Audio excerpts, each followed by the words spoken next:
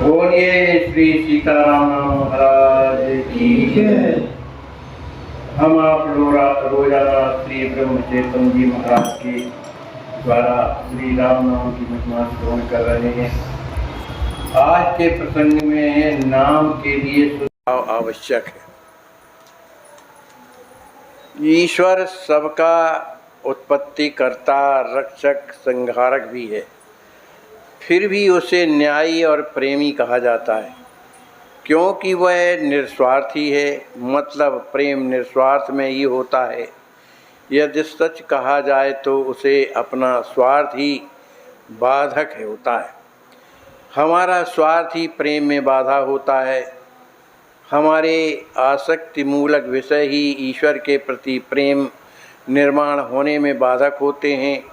जो बातें ईश्वर प्रेम निर्माण होने में बाधक हैं, क्या उनका त्याग करना आवश्यक नहीं है?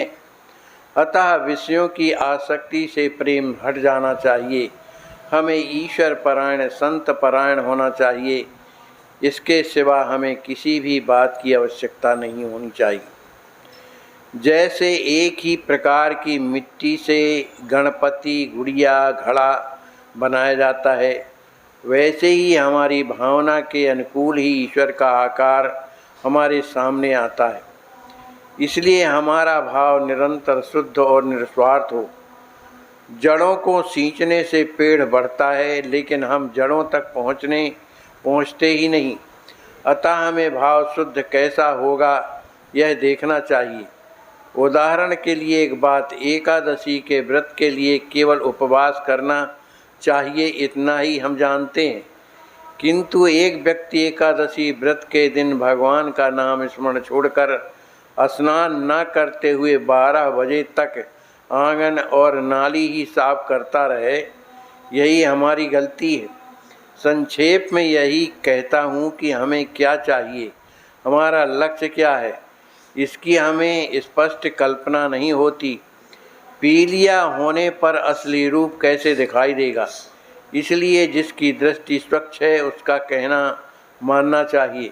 अतः गुरु आज्ञा प्रमाण मानकर हमें बर्ताव करना चाहिए।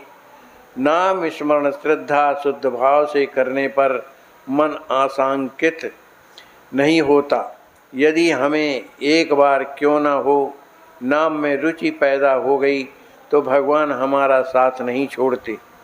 नाम के अलावा इस विश्व में दूसरा और कोई सत्य ही नहीं, ऐसी हमारी दृढ़ भावना होनी चाहिए। जितनी देह बुद्धि अधिक उतना नाम स्मरण अधिक करना चाहिए। इतने दिन तक हम निरंतर विषय वासना युक्त चिंतन करते रहे, बताइए हमें क्या लाभ हुआ? नाम जैसा कोई आसन साधन नहीं। गृहस्थ में डूबे हुए लोग कहते हैं कि विषय का अनुभव तत्काल आता है, लेकिन भगवान की कृपा का अनुभव अनुमान और श्रद्धा का है। उनका यह कहना मैं मानता हूँ।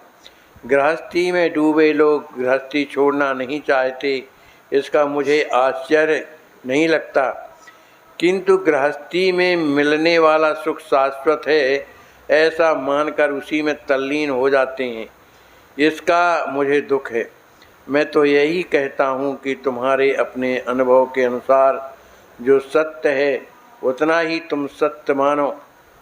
जब तुम्हें यह अनुभव होगा कि विषय उपभोग से असली सुख नहीं मिलता, तब तुम्हारे मन में नाम स्मरण की रुचि पैदा होगी।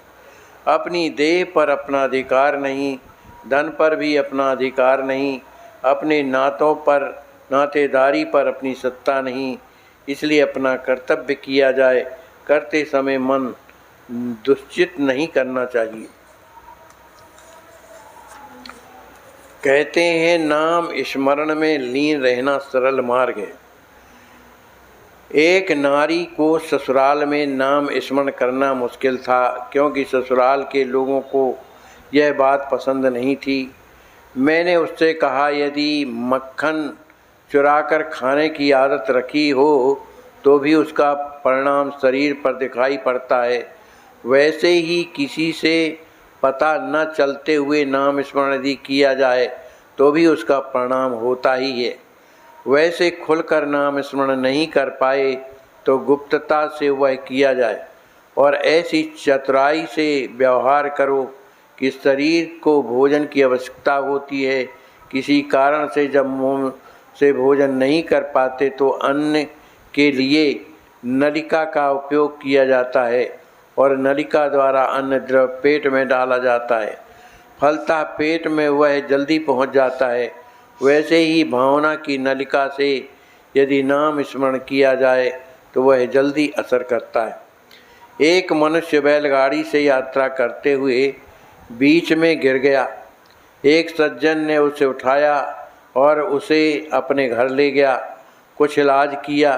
वैसे ही हमें भी नाम स्मरण में लीन हो जाना चाहिए, तन्मय हो जाना चाहिए। कोई ना कोई संत मिल ही जाता है और अपना काम कर ही देता है, लेकिन हमें सीधे रास्ते से ही चलना चाहिए। केवल विषयासक्त जीवन टेढ़ा रास्ता है।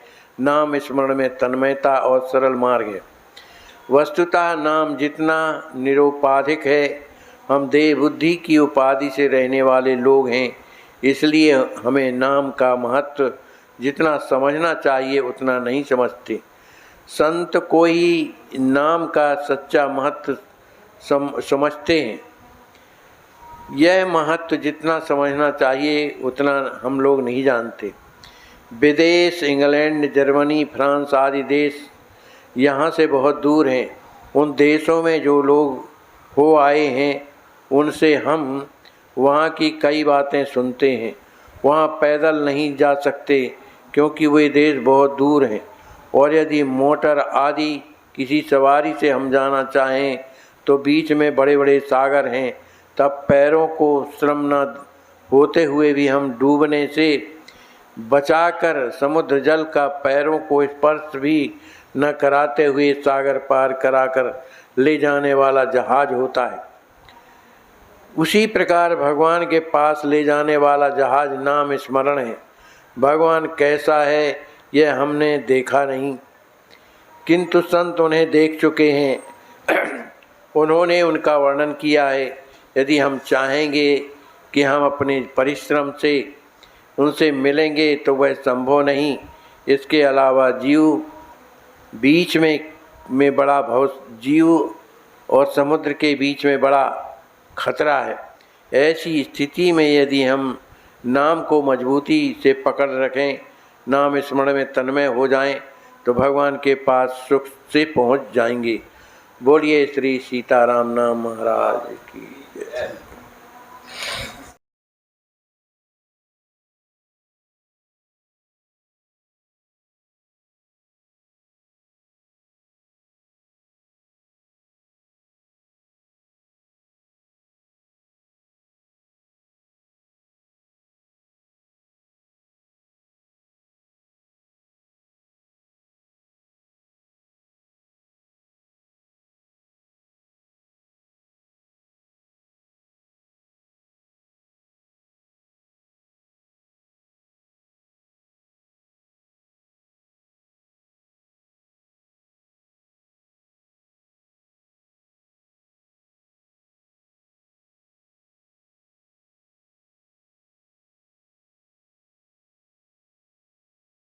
आपकी अस्वस्थ संत सेवा ट्रस्ट के द्वारा इन्हें लखनऊ मेडिकल कॉलेज भेजा गया है ऑपरेशन के लिए। बहुत कष्ट है, बिना ऑक्सीजन के इनके प्राण नहीं रह सकते हैं। आप सोचिए, आप विचार कीजिए कि ऐसे असहाय संत बेचारे जिनकी कोई सेवा नहीं करता, तो कम से कम आपके अस्वस्थ संत सेवा में आ गए हैं इस ट्रस्ट में, तो आप रात दिन उनकी सेवा कर रहे हैं।